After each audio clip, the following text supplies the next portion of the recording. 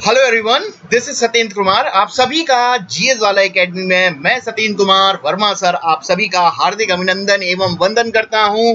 सबसे पहले सभी को Ram Ram, Radhe Radhe, very very good afternoon to all of you my dear student. जितने भी मेरे स्टूडेंट्स हैं जो ऑनलाइन और ऑफलाइन मुझसे कनेक्ट हैं, जो मुझसे हिस्ट्री और बाल मनोविज्ञान की कक्षाएं ले रहे थे, और जो भी जितने भी नए एस्पिरेंट्स होंगे जो YouTube पर मेरे चैनल पर विजिट कर रहे हैं, उन सभी छात्रों के लिए मैं अपने YouTube चैनल जीएस वाला एकेडमी में आप लोगों के लिए लेकर आया हूं सामान्य अध्ययन, यानी कि इतिहास, यानी कि करंट अफेयर, यानी कि निबंध, यानी कि आपका पॉलिटी, और इन सभी जीएस के सब्जेक्टों के साथ मैं आपको टीचिंग एग्जाम से संबंधित बाल मनोविज्ञान, जिसे हम लोग चाइल्ड डेवलपमेंट या साइकोलॉजी के नाम से जानते हैं, और पर्यावरण अध्ययन जैसे विषयों को पढ़ाने की एक कोशिश करूंगा, और उम्मीद करूंगा कि इन सब्जेक्टों के साथ आप लोगों के साथ जस्टिस कर सकूं और आपको एग्जाम में क्रॉस करने के लिए या पास कराने के लिए जो मैं मेहनत करना चाहता हूं, एक उम्मीद है, एक प्रयास है कि इस चैनल के माध्यम से आपको जीएस का और सीडीपी का कंटेंट मैं आपको उपलब्ध कराऊं। सबसे पहले जितने भी एस्पिरेंट्स हैं उनको एक छोटा सा मैसेज, उनको एक छोटा सा पैगाम, उनको एक छोटा सा संदेश इतना सा है कि कोविड की जो लहर चल रही है, अब वो चाहे दूसरी हो चाहे वो तीसरी आने वाली हो, जो भी लहर हो, आप पॉजिटिव रहिए, नेगेटिव बातों से दूर रहिए। हो सकता है आप YouTube बहुत वॉच करते हो, तो कोरोना से संबंधित YouTube पे न्यूज़ मत देखिए, ना ही आप लोग घर पर लगे टीवी पर कोरोना से संबंधित न्यूज़ देखिए ज़्यादा। अगर वो न्यूज़ देखेंगे तो वो नेगेटिविटी आपके दिमाग पर हावी हो जाएगी, वो आपके दिमाग की पॉजिटिविटी को कमज़ोर करेगी, और आगे चल के अगर आपका मन मस्तिष्क कमज़ोर होगा तो वो आपके शरीर को परेशान ही करेगा। तो उम्मीद करता हूँ कि अपने आसपास नेगेटिविटी बिल्कुल मत आने दें, इन सब चीज़ों को इग्नोर करें। हाँ, साफ सफाई का ध्यान रखना है, डिस्टेंस मेंटेन करके चलना है, साफ अच्छा भोजन खाना है, लेकिन इन सब के साथ साथ इस पॉजिटिव एनर्जी और हैप्पीनेस थोड़ा रहने की कोशिश करिए, और इन सब पॉजिटिविटी को अपने परिवार के साथ, अपने माँ बाप के साथ, अपने दादा दादी के साथ, अपने समाज के हर उस व्यक्ति के साथ, अपने देश के नागरिक के साथ इस एनर्जी को जरूर शेयर कीजिए, ताकि हम लोग मिलकर इस पॉजिटिविटी के साथ इस कोरोना से लड़ सकें। उम्मीद करता हूं कि जो मैं अपनी बात कहना चाह रहा हूं आप उस बात को समझ रहे होंगे। ठीक है, यही मेरा मैसेज था, और इस मैसेज को आपको हर दूसरे तक सर्कुलेट करना है कि इस समय पॉजिटिविटी और पॉजिटिव एनर्जी और हैप्पीनेस थोड़ी सी आप लोगों के लिए कितनी महत्वपूर्ण है, सभी लोगों के लिए, कि कोरोना जिस तरीके से फैलता जा रहा है, और ईश्वर से कामना है कि जल्दी इससे हम लोग उभर जाएंगे, इसकी समस्या समाधान हो जाएगा।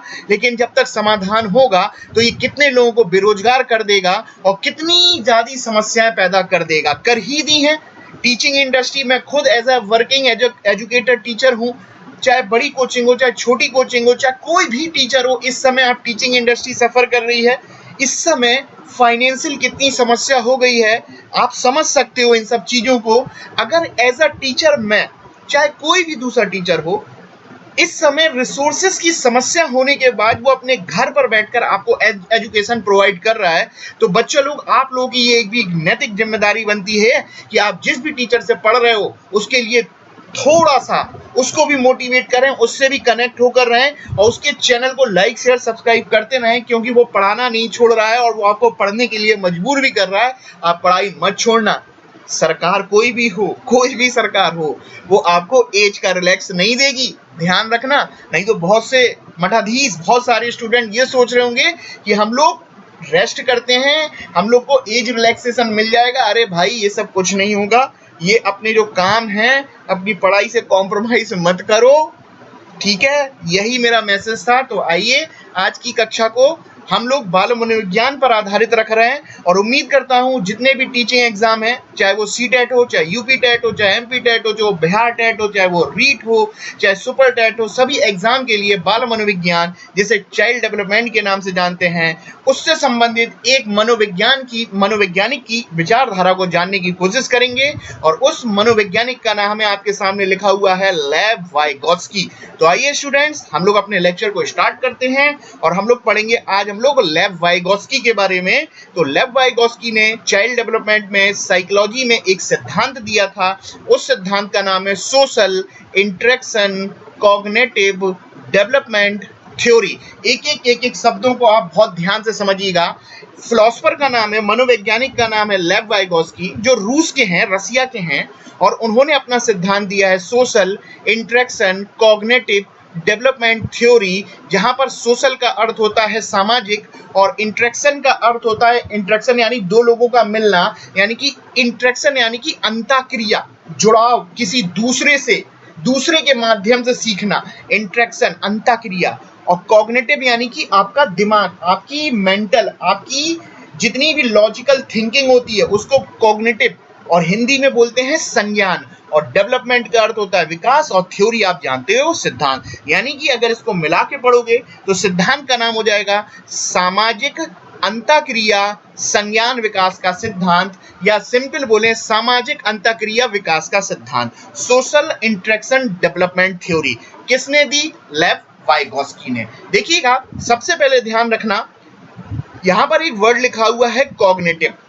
जीन पियाजे का सिद्धांत पढ़े थे, वो भी कॉग्निटिव पे था, वो भी लॉजिकल था उनका सिद्धांत, लेकिन उनके लॉजिकल सिद्धांत में, उनके संज्ञानवादी सिद्धांत में और लेव वाइगोस्की के सिद्धांत में अंतर इधर पर यह हो जाएगा कि वाइगोस्की बोल रहे हैं कि बच्चा सीखेगा, नॉलेज क्रिएट करेगा, अपने संज्ञान का, अपनी लॉजिक पावर का डेवलपमेंट करेगा, नॉलेज क्रिएट करेगा, लेकिन वो नॉलेज क्रिएट जो कर रहा है वो अपने समाज में, अपने आसपास और आसपास में उपस्थित लोगों से मिलकर, उनके पास जाकर इंटरेक्शन के माध्यम से अपने ज्ञान या कॉग्निटिव थिंकिंग डेवलपमेंट का निर्माण करेगा, लेव वाइगोस्की के अनुसार। जबकि पियाजे बोलते थे बच्चा अपने ज्ञान का या संज्ञान का निर्माण स्वयं करेगा, उसको खुला छोड़ दो, वो जोड़ तोड़ के अपनी नॉलेज थिंकिंग का निर्माण कर देगा। जबकि वाइगोस्की बोल रहे हैं कि नॉलेज क्रिएट करेगा, कॉग्निटिव डेवलपमेंट होगा, लेकिन उसे किसी ना किसी की समाज में, उस सोसाइटी में किसी से सीखने की, वो इंटरेक्शन से, किसी के पास जाकर इंटरेक्ट के माध्यम से थिंकिंग या नॉलेज का निर्माण करेगा। यानी कि दोनों ही कॉग्निटिव हैं। पियाजे भी कॉग्निटिव संज्ञानवादी थे, लेव वाइगोस्की भी संज्ञानवादी थे, लेकिन मूलभूत छोटे छोटे से अंतर होते हैं। तो आइए अब हम लोग लेव वाइगोस्की की जो सिद्धांत है सामाजिक अंतःक्रिया विकास का सिद्धांत, उसको समझने का प्रयास करते हैं। सबसे पहले तो हम लोग, लेव वाइगोस्की साहब आपके सामने बने हुए हैं, पूरा नाम आपके सामने लिखा हुआ है। तो देखिएगा, वाइगोस्की साहब ध्यान रखिएगा, इनका जन्म 1896 में ही हुआ, और इसी समय ध्यान रखिएगा जीन पियाजे का भी जन्म हुआ था 1896 में। लिखा हुआ है he was born in 1896 same year as पियाजे, और इनका जन्म आपका रूस में हुआ है, ध्यान रखिएगा।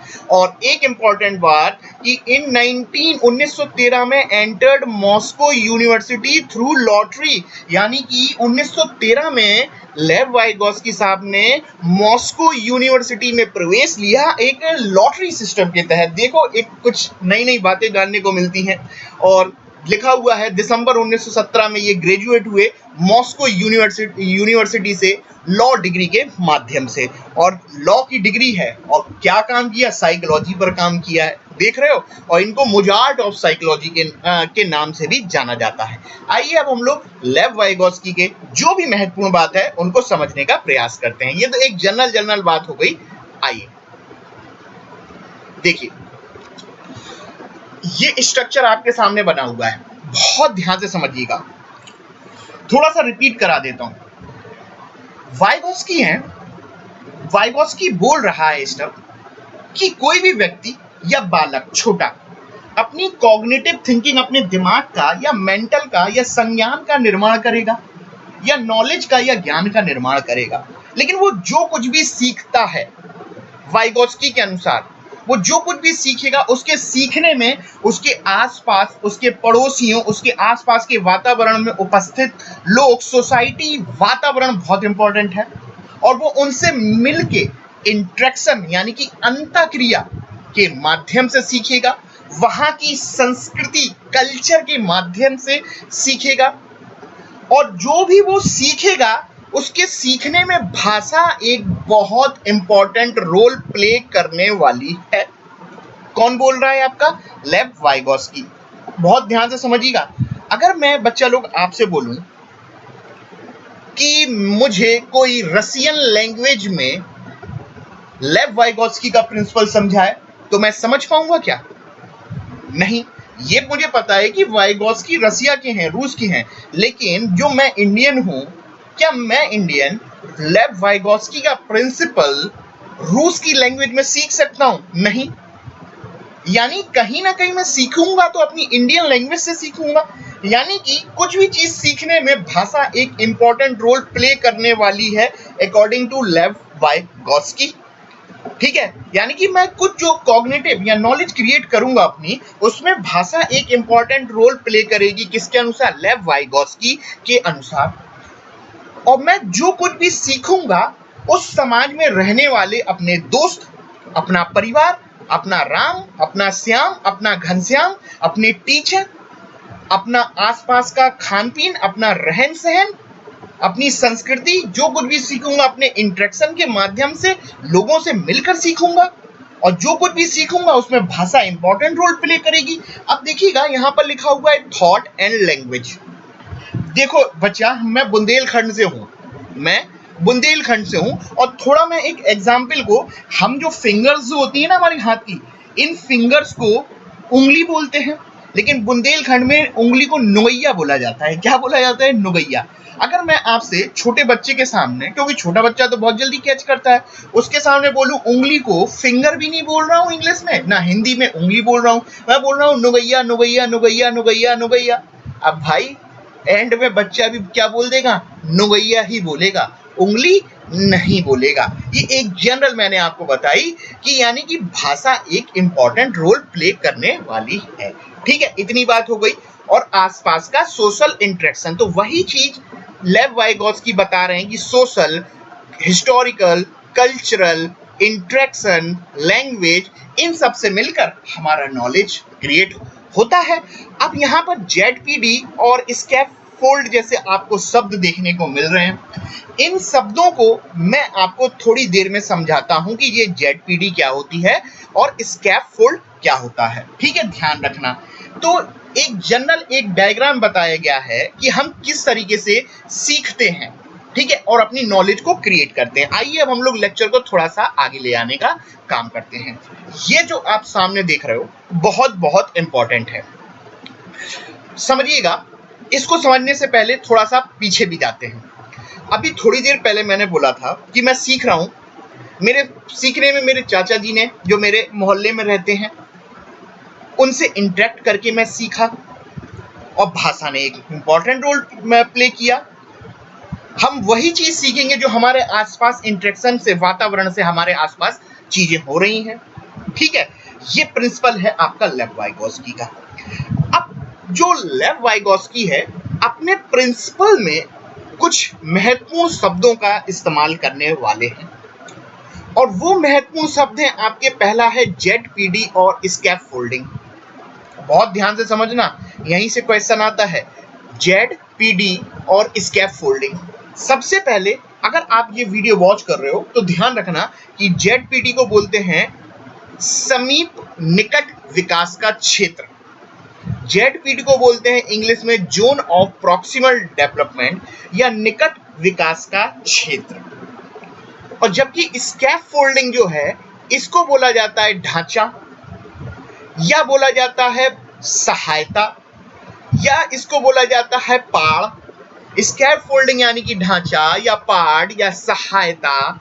और सबसे महत्वपूर्ण शब्द स्कैफोल्डिंग का होता है सहायता, लेकिन अल्पकालीन, दीर्घकालीन सहायता नहीं, अल्पकालीन सहायता जो होती है वो स्कैफोल्डिंग कहलाती है। अब आपके सामने कुछ डायग्राम दिखाई दे रहे होंगे। इन डायग्रामों को आपको बहुत ध्यान से समझना है। समझने से पहले एक बात समझिएगा। मैं बोलता हूं कि एक छोटा बालक है और हर छोटा बालक की अपनी एक वो होती होगी ज्ञान की दुनिया कि मैं ये काम कर सकता हूं। एक छोटा बालक है जो कक्षा 5 में पढ़ता है और कक्षा 5 में पढ़ता है तो वो कक्षा 5 तक की प्रॉब्लम को ही सॉल्व कर पाएगा। ऐसा तो है नहीं है कि वो कक्षा 12 की प्रॉब्लम को सॉल्व कर दे। यानी कि एक एरिया है, एक क्षेत्र है, वो उस क्षेत्र से बाहर नहीं जा पा रहा क्योंकि वो उसी तक काम कर पाता है, जोन तक। ठीक है, तो उसी सर्किल को पहले उन्होंने बताया है what I can learn on my own, यानी कि मैं क्या खुद की दम पर सीख सकता हूं, या मैं ये बोलूं what can I do for me, या मैं कौन कौन से काम मैं खुद के द्वारा कर सकता हूं, या मैं कक्षा 5 में हूं, कक्षा 5 की समस्या को सॉल्व कर सकता हूं। क्या मैं कक्षा 10 की प्रॉब्लम को सॉल्व कर पा रहा हूं? नहीं कर पा रहा क्योंकि वो उसके दायरे से बाहर है। तो ये जो छोटा वाला सर्किल है, ये बालक का दायरा है जहां पर वो ये बोल रहा है कि ये काम मैं कर सकता हूं। अब होता क्या है, उसी छोटे बालक राम या रहीम से उसके टीचर ने या आस पड़ोस के लोगों ने या किसी ने भी उससे बोला कि तू कक्षा 5 में है, क्लास 5 में है, क्या तू कक्षा 10 की प्रॉब्लम सॉल्व कर सकता है? या तेरी IQ 70 का है, तू 150 बराबर IQ की प्रॉब्लम को सॉल्व कर सकता है? या तू कक्षा 5th में है, क्या कक्षा 12 की प्रॉब्लम को सॉल्व कर सकता है? तो ये तो बालक के दायरे से बाहर की बात हो गई है। इस प्रॉब्लम को वो सॉल्व नहीं कर पा रहा है। या मैं ये बोल दूं कि कोई उसके सामने ऐसा टास्क आ गया जो उसके बियॉन्ड है, वो नहीं कर पा रहा, उसको नहीं पता, तो उसके जो दायरे से बाहर वाला जो क्षेत्र होगा, जो वो काम नहीं कर पा रहा, या जो वो कक्षा 12 की या कक्षा 10 की प्रॉब्लम को सॉल्व नहीं कर पा रहा, अगर वो उस समस्या को सॉल्व करता है किसी की सहायता के माध्यम से या अपने स्कूल के शिक्षक के माध्यम से, उसके पास जाकर इंटरेक्शन करके, अंतःक्रिया करके, जरूरी नहीं है वो टीचर के पास जाए, किसी के पास भी जाए, और वो कक्षा 12 की प्रॉब्लम को सॉल्व करने के लिए जो सहायता लेता है, उसके पास जाके इंटरेक्शन करके सीखता है, तो जो वो किसी दूसरे की सहायता से वो सीख रहा है, तो वो जो बड़ा क्षेत्र है वो कहलाएगा आपका जोन ऑफ प्रॉक्सिमल डेवलपमेंट या निकट विकास का क्षेत्र। यानी कि किसी प्रॉब्लम को सॉल्व करना किसी दूसरे व्यक्ति के द्वारा, तो ये बड़ा क्षेत्र है जो ये वाला, वो कहलाएगा आपका ZPD। अभी थ्योरी कंप्लीट नहीं हुई है, अब इसको बहुत बढ़िया एग्जाम्पल से समझते हैं। मान लेते हैं मैं छोटा हूं, मेरा नाम है मुकेश और मैं साइकिल चला रहा हूं। अब मैं क्या करता हूं, साइकिल उठाई मैंने, लेकिन थोड़ी सी साइकिल चलाई, फिर मैं गिर गया। या मैं साइकिल चला रहा हूं, अच्छी नहीं चला पा रहा हूं, काम चलाऊ चला रहा हूं, यानी कि थोड़ी बहुत चला पा रहा हूं। मुझे तो इतनी ही आती ना, मेरे पास तो इतनी ही नॉलेज है, कोई बता दे तो वो बात अलग है, लेकिन मैं थोड़ी सी साइकिल चलाई, यानी कि एक थोड़ा सा साइकिल चलाने का ज्ञान मेरे पास है। तो जो आपका ये ब्लू वाला है, what can I learn on my own, यानी कि जो मुझे थोड़ा सा ज्ञान है, या व्हाट कैन आई डू, मैं क्या कर सकता हूं, वो जो थोड़ा ज्ञान जो मैं साइकिल चला रहा हूं, वो मेरा ज्ञान है आपका ये। अब होता क्या है, थोड़ी देर बाद जब मैं साइकिल चला रहा था, पीछे से मेरे पापा जी आए, पीछे से मेरी मम्मा जी आई, उन्होंने थोड़ा सा मुझे सपोर्ट सिस्टम दिया, थोड़ा सा सपोर्ट सिस्टम दिया, थोड़ा सा बोला है, अल्पकालीन बोला है, लॉन्ग टर्म नहीं, थोड़ा सा पीछे से सपोर्ट दिया। उन्होंने बताया कि ब्रेक ऐसे पकड़ो, इसको इस तरीके से ले जाना है। तो जो थोड़े समय के लिए, कम समय के लिए, शॉर्ट टर्म के लिए जो सहायता बालक को दी गई है, वो कहलाती है आपकी, जो सहायता थोड़े समय के लिए दी गई है उसको बोलते हैं स्कैफोल्डिंग, ढांचा या पाड़ या अल्पकालीन सहायता जो पीछे से आके दी गई है। ठीक है, समझ लियो ना। तो जो थोड़ी सी सहायता जो दी गई है वो है स्कैफोल्डिंग। अब थोड़ी सी देने के बाद बच्चा निकल गया आगे, यानी कि बच्चा सीख रहा है, लेकिन किसी के माध्यम से, अपने मम्मी पापा के इंटरेक्शन के माध्यम से थोड़ी सी सहायता दी, स्कैफोल्डिंग दी और बच्चा निकल गया। यानी कि बच्चे का ज्ञान का दायरा, साइकिल चलाने का दायरा वो बढ़ गया, लेकिन बड़ा किसी की सहायता से। और जब बढ़ जाएगा तो बच्चे की नॉलेज बढ़ जाएगी, तो उसका जो थोड़ा सा ये वाला एरिया था अब वो बड़ा वाला हो जाएगा, वो हो जाएगा आपका ZPD, zone of proximal development या निकट विकास का क्षेत्र, जो वो किसी इंटरेक्शन से या किसी की सहायता से सीखेगा। और जो व्यक्ति जो सहायता देगा, वो जो सहायता जो होगी थोड़े समय के लिए, धक्का जो दिया या पतंग उड़ाने के लिए कन्ने बांध दिए, वो जो थोड़ी सहायता है वो आपकी कहलाएगी स्कैफोल्डिंग। उम्मीद करता हूं अब आप समझ गए होंगे। ठीक है, इतनी बात हो गई, फिर से समझते हैं। अब एक और सर्किल बाहर डॉटेड डॉटेड डॉटेड डॉटेड दिख रहा है। ये जो डॉटेड वाला इलाका आपको दिख रहा है, इसको बोलते हैं बियॉन्ड एरिया या potential development area. Potential development area, PDA, potential development area या संभाव्य विकास का क्षेत्र। ये वो क्षेत्र है जहां पर बालक नहीं पहुंच पा रहा है, कोशिश कर रहा है वो ZPD से आगे बढ़ने की, लेकिन वो यहां पर पहुंच नहीं पा रहा है, उसके रीच से बहुत बाहर है। और इस रीच तक पहुंचने के लिए उसे बहुत ही समझदार लोगों की आवश्यकता पड़ेगी, जिनकी सहायता से वो बियॉन्ड माई रीच या पोटेंशियल डेवलपमेंट एरिया या संभाव क्षेत्र तक पहुंच सके। तो ये आपका संभाव क्षेत्र कहलाता है, क्योंकि यहां पर आपको 3 सर्किल दिख रहे हैं। इनमें से ZPD वाला बहुत इंपॉर्टेंट है। जो संभाव वाला जो अभी बताया वो एग्जाम में नहीं पूछा, तब भी आपको जनरली पता होना चाहिए। अब बच्चा लोग इसी से रिलेटेड देखो, यहाँ पर एक और डायग्राम बना रखा है, वही चीज लिखी हुई है। इसको मैं आपको कलर डायग्राम में है, आप ध्यान रखिएगा। व्हाट आई कैन डू, मैं क्या कर सकता हूं। अब देखो व्हाट आई कैन डू का एक तीर जा रहा है और इस तीर को लिखा हुआ है जोन ऑफ अचीव्ड डेवलपमेंट, यानी कि ZAD, where the learner is right now. यानी कि ZAD वो एरिया है जहां बालक बोल रहा है व्हाट कैन आई, मैं क्या कर सकता हूं, या ये मेरे एरिया में है ये काम, मैं इस काम को कर सकता हूं। ये बालक की क्षमताओं वाला क्षेत्र है।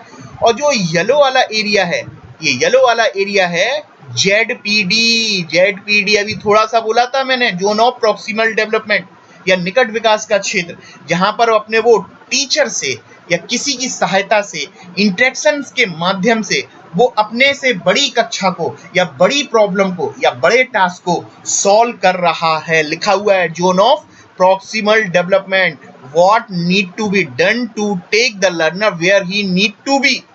ठीक है, ध्यान रखिएगा, ZPD। इतनी बात हो गई। और लास्ट वाला बोल रहा है व्हाट आई कैन डू। ठीक है, तो उसी से रिलेटेड आपका है ZPD भी मैंने बता दिया आपको, स्कैफोल्डिंग भी बता दिया। उम्मीद करता हूं कि जो मैं बताने की कोशिश कर रहा हूं वो एग्जाम में पूछा क्या जाएगा किस तरीके से। वो ये बोलेगा कि छत पर चढ़ने के लिए राज के पड़ोसी ने एक सीढ़ी रख दी और सीढ़ी उसके लिए, बालक के लिए छत पे चढ़ने के लिए सहायता का काम है। तो जो सहायता दी गई है सीढ़ी की, वो क्या है, स्कैफोल्डिंग, थोड़े समय के लिए।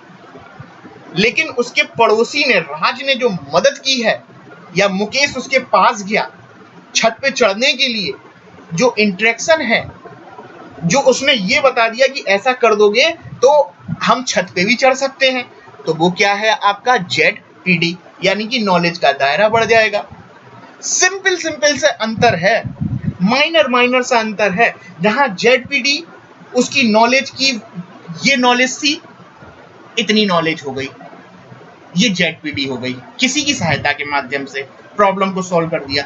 लेकिन जो सहायता देने वाला है टीचर, जो राज पतंग के कन्ने बांधने वाला है, या जो मम्मी पापा साइकिल चलाने में पीछे से मदद करने वाले हैं थोड़े समय के लिए, जो थोड़े समय के लिए मदद है, वो क्या कहलाएगी? स्कैफोल्डिंग। उम्मीद करता हूं कि आप अब समझ गए होंगे। अब लेक्चर को आगे ले आते हैं। बच्चा लोग, लेव वाइगोत्स्की जो है और जीन पियाजे हैं, दोनों की कंपैरेटिव स्टडी हमें करना चाहिए। लेकिन जैसा कि मैंने बोला कि अभी हम लोगों ने स्टार्ट किया है, प्रीवियस लेक्चर का जीन पियाजे पे था और आज का वाइगोत्स्की का है, तो ये आपका डेमो लेक्चर होगा, क्योंकि वाइगोत्स्की इस लेक्चर में कंप्लीट नहीं होने वाला। एक और लेक्चर आएगा कम से कम 40 से 50 मिनट का। उस सेकंड लेक्चर में हम लोग लेव वाइगोत्स्की का सेकंड पार्ट में कंप्लीट पोर्शन कर लेंगे। लेकिन अभी जो एग्जाम का 55% का पोर्शन है वो हम इस थ्योरी वाले इस लेक्चर से कंप्लीट करने जा रहे हैं। अब थोड़ा सा आगे बढ़ते हैं।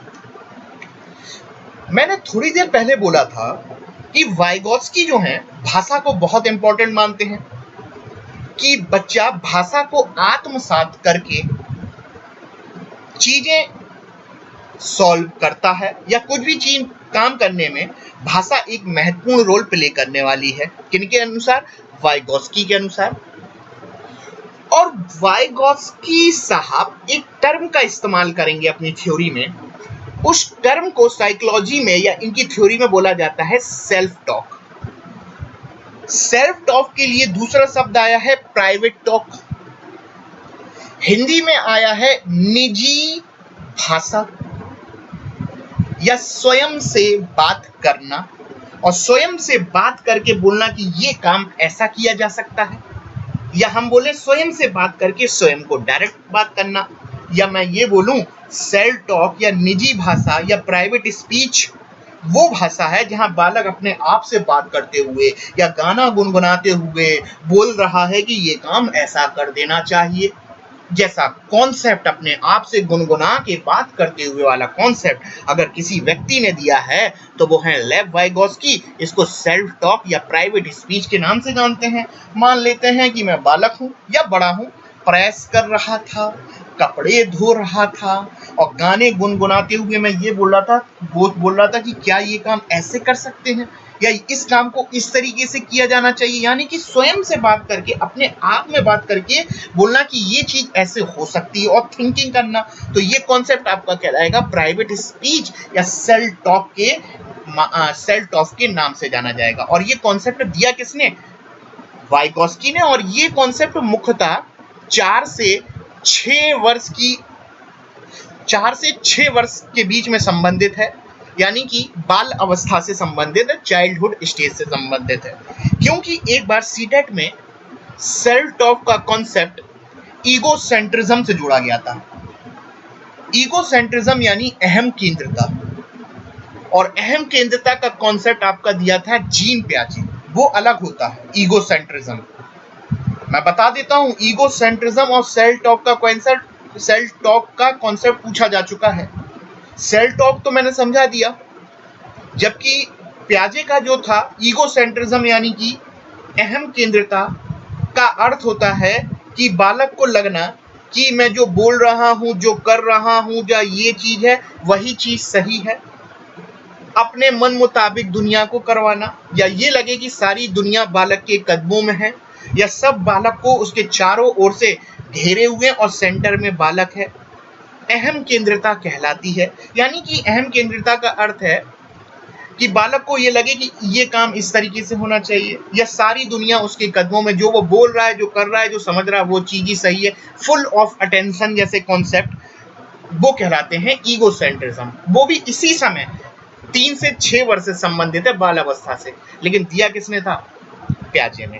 तो वो यही चीज ध्यान में रखना है। अब वही बोल रहा है लेव वाइगोत्स्की, एक तरफ है सोशल इंटरेक्शन, एक तरफ है लैंग्वेज, और दूसरी तरफ बोल रहा है कॉग्निटिव डेवलपमेंट। हमारा इसका विकास होगा, थिंकिंग निर्माण होगी, नॉलेज क्रिएट होगी। लेकिन नॉलेज क्रिएशन में 3 चीजें इंपॉर्टेंट है। एक है लैंग्वेज, दूसरा बोल रहा है इंटरेक्शन, भाई कोई तो होगा जो मेरी मदद करेगा मुझे सिखाने में, और वो जो आपकी सोशल है, सोसाइटी है, वहाँ का कल्चरल, वहाँ की संस्कृति, वहाँ का भाषा, वहाँ का रहन सहन, वहाँ का खान पीन, हम उसी चीज से प्रभावित होते हैं जो हमारे आसपास चीजें होती हैं। उसी तरीके से तो हमारा डेवलपमेंट होगा। तो यही लेव वाइगोस्की का सामाजिक अंतःक्रिया विकास का संस्कृति का सिद्धांत था, जिसको मैंने अपने स्लाइड के माध्यम से आपको समझाने की कोशिश करी है। उम्मीद करता हूं कि आपने इस लेक्चर को ध्यान से सुना होगा। जल्दी ही हम लोग आपको और बेहतर प्रेजेंटेशन देने की कोशिश करेंगे, लेकिन समझ सकते हो बच्चा प्रॉब्लम चल रही है इस समय। तो इन सब चीज़ों को आप धैर्य रखिए, पेशेंस रखिए, हम भी रखे हुए हैं। अगर लेक्चर थोड़ा सा भी पसंद आ गया हो तो लाइक शेयर सब्सक्राइब में बिल्कुल कंजूसी नहीं करेंगे आप लोग, और ये आप नहीं करेंगे कंजूसी, करते रहिए शेयर, हमें भी मोटिवेशन मिलेगा। आपके सामने लिखा हुआ है जीएस वाला एकेडमी SKV, यानी कि सतीन्द्र कुमार वर्मा सर आपके सामने विराजमान है। मैं बैठा हुआ हूँ और मेरी कोशिश है कि मैं अब आपको पढ़ाऊँ तो साथ में आपके साथ बातें भी करूँ। ठीक है, बातें करूँगा तो आपको ये लगेगा कि मैं आपके सामने ही हूँ, लाइव कनेक्ट हूँ। तो उम्मीद तो यही है कि मैं कोशिश ये करूँगा ताकि मैं आपको भी समझ सकूँ, लेकिन उसके लिए आपको भी चैनल को थोड़ा सा like comment share subscribe motivate करना होगा, क्यों ये हमारे लिए मोटिवेशन की दवा है स्टूडेंट्स। और इस समय मैं नहीं, हर एक टीचर को जो आपको आपके लक्ष्य तक पहुंचाता है, वो सभी के लिए मैं ये बात बोलना चाहूँगा, सभी के लिए आप समझिए, आप उनके स्टूडेंट हैं। तो इन सब आप उनके स्टूडेंट हैं, तो उन्होंने जो मेहनत घर बैठ के कर रहे हैं टीचर्स, तो उनकी महत्व, उनकी वैल्यू को समझिए। अपनी स्टडी वेस्ट नहीं जाने दें, अपना समय ना वेस्ट जाने दें, एज नहीं बढ़ने वाली है। तो मैं Satindra Kumar history, current affair, polity, पर्यावरण, बाल मनोविज्ञान, निबंध जैसे सब्जेक्टों को आपके साथ आपको पढ़ाने की कोशिश करूंगा। मैं पिछले 5 वर्ष से अधिक समय से टीचिंग से जुड़ा हुआ हूँ। बहुत सारे कुछ संस्थानों में मैं पढ़ा चुका हूँ, और एक प्रयास हमेशा से रहा है कि ईमानदारी से थोड़ा बहुत काम किया जा सके। लेकिन अब इस चैनल को आगे ले जाने की जिम्मेदारी स्टूडेंट्स आपकी भी है। तो लाइक शेयर सब्सक्राइब करते रहिए। उम्मीद करता हूँ कि आप करेंगे, ताकि मैं इसका सेकंड पार्ट आपके सामने लेकर आऊँ। और जल्दी हम लोग जीएस हिस्ट्री पर जो MCQ सीरीज बना रखे हैं उनको देखते रहिए। आपका एंशिएंट हिस्ट्री क्वेश्चंस के माध्यम से हर एक एग्जाम के लिए कंप्लीट तैयार हो जाएगा। जल्दी मिलते हैं। धन्यवाद। Thank you. Okay, bye bye.